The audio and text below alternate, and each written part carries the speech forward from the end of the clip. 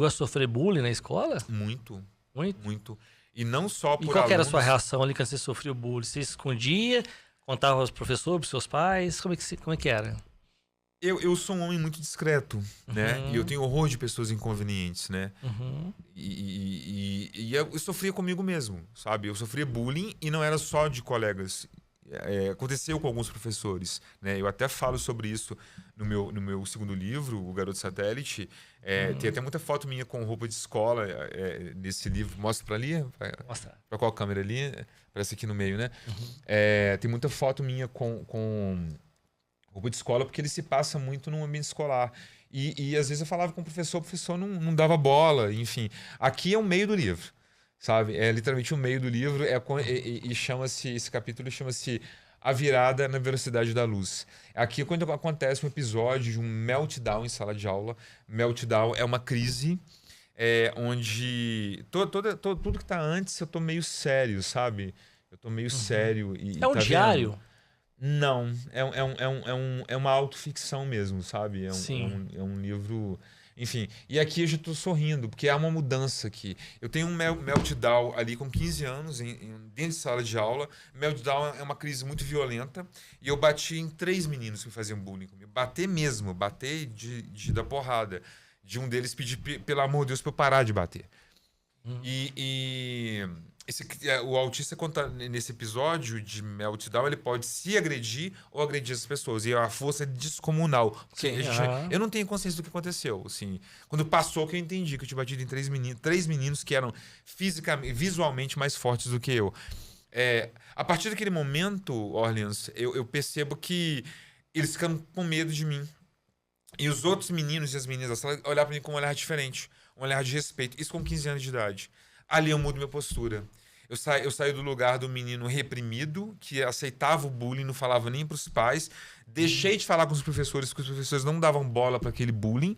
E passei a ser o malzinho. Eu passo a ser o carinha malzinho. Até quando eu conheço a banda Oasis, sabe? E eu me identifiquei muito com o Liam Gallagher, que era muito antipático, a imagem dele era muito carrancuda. As amigas de uma menina que eu namorava na época, eu sempre namorei muito, desde os 12 anos, elas falavam, o Hernani é igual o vocalista do Oasis, ele tem essa cara de mal. Eu não tinha, mas eu passei a ter, porque eu entendi que era uma defesa que eu tinha. Que a sala começou a me respeitar. E automaticamente as outras salas e o colégio inteiro depois. Que a notícia corre, né? Qual foi o sentimento que você teve nessa mudança? De confiança. Confiança, né? Porque a criança... Eu fui muito pobre, né? Eu sofri de um pedreiro e de uma dona de casa. E a criança pobre brasileira, embora eu seja branco, mas a criança pobre brasileira, ela é ensinada que ela não pode, que ela não consegue, que ela não vai ter, que ela não tem direito. Então você trabalha uma vida inteira de impedimentos.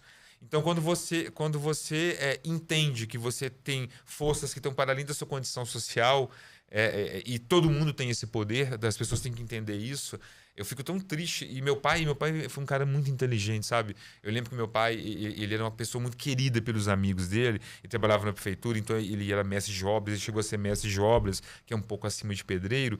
Então, assim, ele era muito respeitado, as pessoas paravam para ouvir ele. Até pouco tempo, um jornalista, eu fiquei até estranhei a pergunta. Ela falou assim, como é que ela leu o livro? Eu gosto muito do primeiro livro, O Colapso Azul, ela leu, ela gostou muito, ela comentou.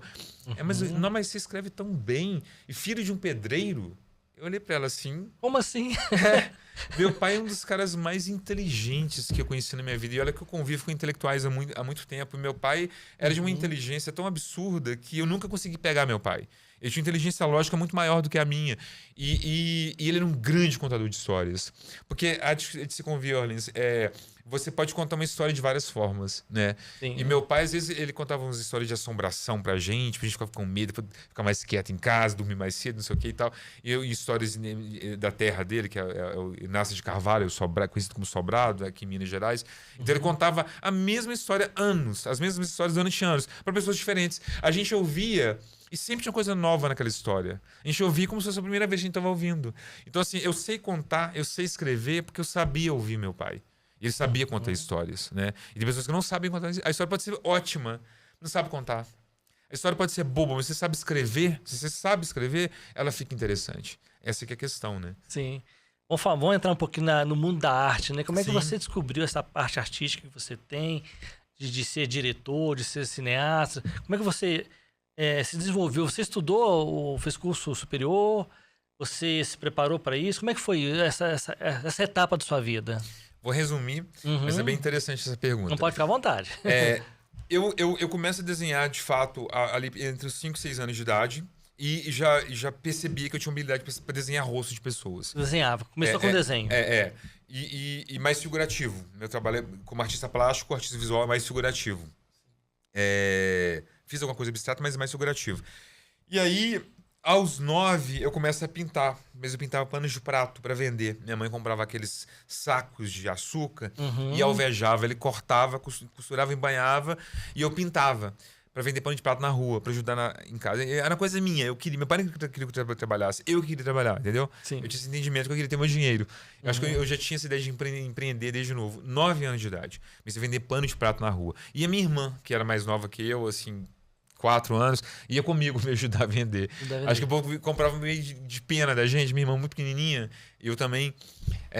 Saía só vocês dois na rua e eu saía vendendo. E a gente era muito bonito. 2 meninos lindos, e mal vestidos. O povo comprava de dó, sabe? De pena, sabe? E que não era tão bem pintado, né? Eu pus na cabeça que ia pintar e comecei a pintar. E na época a tinta ela era tóxica. Eu tinha muita dor de cabeça, sabe? Hoje em dia as tintas de tecido, elas são atóxicas, né? Elas não são tóxicas mais.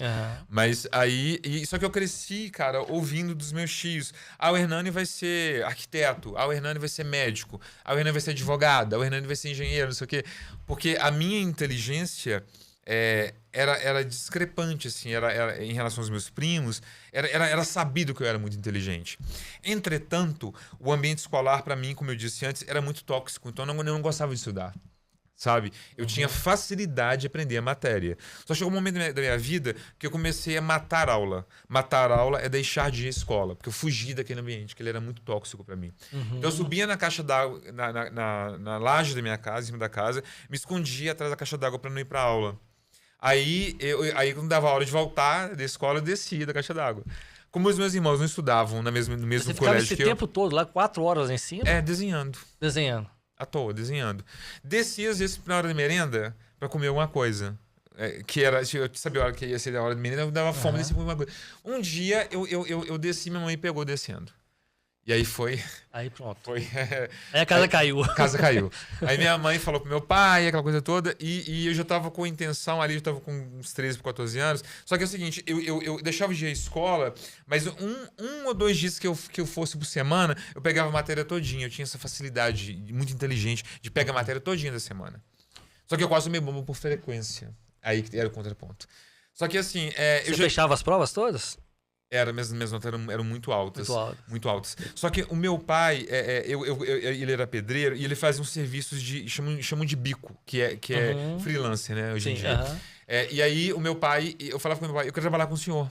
Eu tava com 12 anos. Meu pai falou assim, não dá pra trabalhar com 12 anos comigo. Como servente de pedreiro. Servente de pedreiro era o ajudante do pedreiro. Sim. Porque eu queria estudar à noite.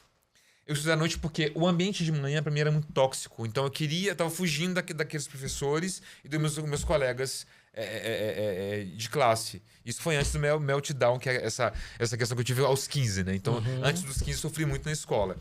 Então, meu pai não queria deixar. Aí eu falei, então ano que vem você muda. Eu ia fazer 13 anos. E eu convenci meu pai de mudar, de estudar de manhã para estudar à noite. Só que à noite tinha que ensino EJA. Era para pessoas que não tiveram oportunidade de estudar, ou tomaram muita bomba, eram mais velhas e tal. Mais velhas, né? E eu fui estudar à noite. E a pessoa mais nova tinha 45 anos. Eu tava com 12, ia fazer 13 anos em abril. Só que eu fui tão acolhido. Tinha uma grávida na minha sala. Pra mim isso era uma coisa surreal. Uma mulher grávida, tinha uma mulher de 68 anos. Todo mundo era casado ou separado, tinha filho. Enfim, era uma pessoa muito mais velha do que eu. E eu era diferente, mas eu tinha uma inteligência maior do que a deles, assim, pra matéria. Então, eu ajudava todo mundo nos grupos de estudo, sabe? Sim. Dos trabalhos de escola e nas provas também. Então, eu fui muito acolhido por aquele grupo. Aquele ambiente totalmente mudou do que era o outro, né? Era a diversidade. Eram pessoas mais velhas, casadas, viúvas, não sei o que e tal. Então, foi muito lindo isso. Entretanto, eu começo a trabalhar com meu pai. Só que eu comecei a trabalhar com ele um pouco antes. No final de 2019, eu fiz alguns bicos com ele.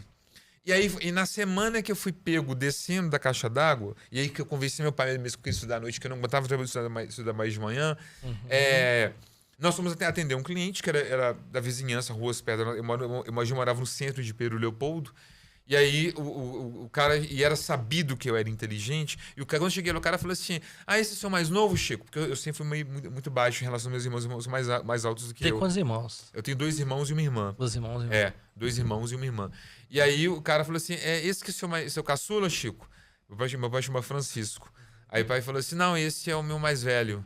Aí o cara falou, esse é o que gosta de estudar. E foi na semana que meu pai tinha. Que eu fui pego matando aula, né? Gosta de estudar e matar aula. Aí meu pai olhou pra mim assim, olhou pra mim assim, olhou pra ele e falou assim: é isso que gosta de estudar. Eu falei, caramba. Meu pai nunca me disse que me amava, sabe? Mas ali ele disse isso. Né? Ele me preservou ele disse de uma exposição. De outras formas, Sim. né? Falava de outras formas. Ele não falava, ele não era muito de falar as coisas, assim, mas ali ele deu uma prova disso. Então, assim, então pra mim era muito implícito, Orleans, que eu não queria estudar, que eu não queria fazer faculdade. Eu falava pro meu pai, olha, quando eu fechar o ensino médio, eu não vou fazer faculdade, porque eu não quero prolongar isso. Eu não queria prolongar um sofrimento, que é essa comunhão em sala de aula, que eu tinha horror de escola. E me fez muito mal.